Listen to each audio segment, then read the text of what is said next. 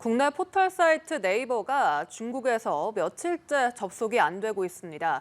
조금씩 재개되는 듯했던 한국 연예인들의 활동 역시 줄줄이 취소되고 있습니다. 네, 한중 관계가 심상치 않은데요. 베이징 연결해 보겠습니다. 임광빈 특파원. 네, 베이징입니다. 네, 한국 연예인에 대한 반감이 계속 이어지고 있다고요. 네, 가수 겸 배우 정용화의 중국 예능 출연이 무산됐다는 소식을 전해드린 게 지난 화요일이었는데요. 그 뒤로 중국 SNS에서는 한국 연예인들의 중국 활동을 허락하면 안 된다는 글이 줄을 잇고 있습니다. 중국 활동 계획이 잡혀있던 가수 현아와 비의 활동도 불투명해졌습니다. 마카오에서 열린 K-팝 그룹 블랙핑크의 공연을 보러 간 중화권 연예인들의 활동을 지적하는 이른바 블랙리스트까지 돌고 있습니다. 60여 명의 이름이 적힌 명단에는 매국노라는 악플까지 달렸습니다. 댓글 중에는 특정 한국 연예인을 지목하거나 비판하는 글은 적어 보입니다. 대신 사드가 여전히 중국을 겨냥하고 있다거나 윤석열 대통령과 한국 정부의 외교 정책을 지적하는 글이 대부분입니다. 한국을 비난하는 관영 매체의 보도까지 더해지면서 중국 내 반한 감정은 점점 더 커지는 모습입니다. 지난 주말 시작된 네이버 접속 차단은 일주일째 이어지고 있습니다. 검색뿐만 아니라 교민들과 한국어를 전공하는 중국인들이 주로 사용하는 네이버 사전 등을 이용하지 못하는 불편이 이어지고 있습니다. 네, 냉랭했던 미중 관계에서는 대화의 물꼬가 조금씩 트이는 것 같습니다. 미중 상무장관이 회담을 했다고요. 네, 미중 상무장관 회담은 미국 워싱턴에서 이루어졌습니다. 아시아태평양 경제협력체 에이펙 무역장관회의 참석차 미국을 방문한 왕원타오 중국 상무부장이 지나 러먼도 미국 상무장관과 만났습니다.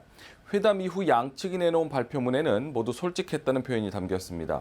미국 측은 중국에서 영업하는 미국 기업에 대한 중국 당국의 제재에 대한 우려를 제기했습니다.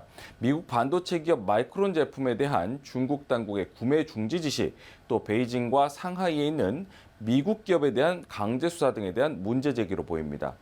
중국 측도 미국의 대중국 경제, 무역, 또 반도체 정책, 수출 통제 등에 대한 우려를 표했는데요. 중국은 첨단 반도체 장비의 중국 수출을 사실상 금지하는 미국 당국의 조치 등에 대해서 강력 반발해 왔습니다.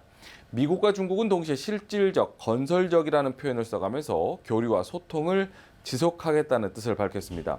왕원타오 부장은 캐서린 타이 미국 무역대표부 대표와도 만나서 미국의 대중국 고율 관세 완화 문제 등도 논의할 것으로 보입니다. 네, 이달 초였죠. 이 미중 외교 안보 라인 핵심 인사들의 교감 이후에 좀 이 같은 대화가 속도감 있게 진행되는 모습이거든요. 네, 제이크 설리번 미국 백악관 국가안보보좌관과 왕이 중국 공산당 중앙정치국 위원이 이달 초 오스트리아 빈에서 회동을 했습니다. 2월 초로 예정이 된 토니 블링컨 미 국무장관의 중국 방문이 정찰풍선 사태로 무기한 연기된 이후 석 달 만이었습니다. 이어 바이든 미국 대통령은 지난 21일 G7 정상회의 기자회견에서 미중 관계가 곧 해빙될 것이라는 얘기를 했습니다. This silly balloon that was carrying 2 freight cars worth of spine equipment was flying over the United States, and it got shot down, and everything changed in terms of talking to one another. I think you're going to see that begin to thaw very shortly.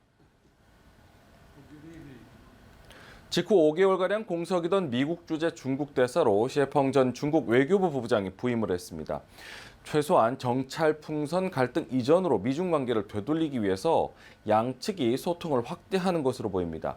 다음 달 초 싱가포르에서 열리는 아시아 안보회의, 이른바 샹그릴라 대화를 계기로 미중 국방장관 회동 가능성도 거론이 되고 있는데요. 만약 성사가 된다면 미국이 리상푸 중국 국방부장에 걸어놓은 제재를 해제하게 될 전망입니다. 관건은 일정을 연기했던 블링컨 장관이 중국 방문을 재추진하느냐인데요. 정찰풍선 잔해에 대한 미국 FBI 조사 결과 발표 등 양국 관계의 잠재적 갈등 증폭 요소들을 어떻게 넘어서느냐가 과제로 지적이 되고 있습니다. 미중 간의 본격적인 대화 재개는 최근 한미 동맹과 한미일 안보 공조 강화에 중국이 반발하면서 고리파인 한중 관계에도 적지 않은 영향을 줄 것으로 보입니다. 네, 미중 간 해빙을 이끄는 또 하나의 변수로 중국의 우크라이나전 중재가 꼽힙니다. 중국이 중재를 위한 특사를 보냈다고요. 네, 시진핑 중국 국가주석은 지난달 26일 젤렌스키 우크라이나 대통령과 전화 통화를 했습니다. 대화와 협상을 통한 문제 해결을 강조한 중국은 키이우와 기타 국가에 특사를 보내겠다고 약속을 했습니다. 2009년부터 2019년까지 러시아 주재 중국 대사를 지낸 리후이 중국 유라시아 사무특별 대표에게 특사 역할을 맡겼는데요. 지난 16일 우크라이나 키이우를 시작으로 폴란드와 프랑스, 독일을 거쳤고 벨기에 브뤼셀에서는 유럽연합 EU와도 조율을 마쳤습니다. 마지막 목적지 러시아에서는 앞서 방문한 나라들과 논의한 조정안을 제시할 것으로 보입니다. 우크라이나와 러시아 모두 종전 협상 의지는 있지만 접점을 찾기는 쉽지 않아 보입니다. 우크라이나는 물론 미국과 서방은 러시아가 점령지에서 전면 철수할 것을 요구하고 있지만 러시아는 절대 불가 입장입니다. 중국의 중재 행보에 대한 국제사회의 시선도 아직은 미덥지 않은 표정인데요. 젤렌스키 우크라이나 대통령이 G7 정상회의에 깜짝 참석한 것을 의식한 것이라는 평가도 있지만 지난해 2월 24일 우크라이나전 개전 이후에도 중국은 러시아와 전략적 협력을 지속하며 각별한 우애를 과시했다는 점에서도 그렇습니다. 此访期间，由中国商务部和俄罗斯经济发展部主办的中俄商务论坛在上海成功举行，双方企业积极参会，活动取得良好效果。